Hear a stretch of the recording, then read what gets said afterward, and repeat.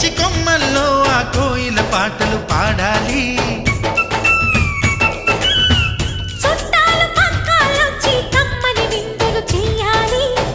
చూసేటి ఊరు వాడ మనసారా దీవించాలి.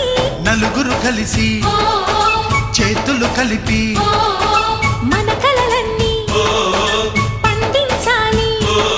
ఒక చోట పుట్టని కోడళ్ళు అయ్యారు అమ్మకే కూతుళ్ళు. త్వరలోని ముద్దుగా పుడతారు ఈ తాత పోలికల మనవళ్ళు. ఈ సంతోషాలు సరదాలే మా పండుగలు.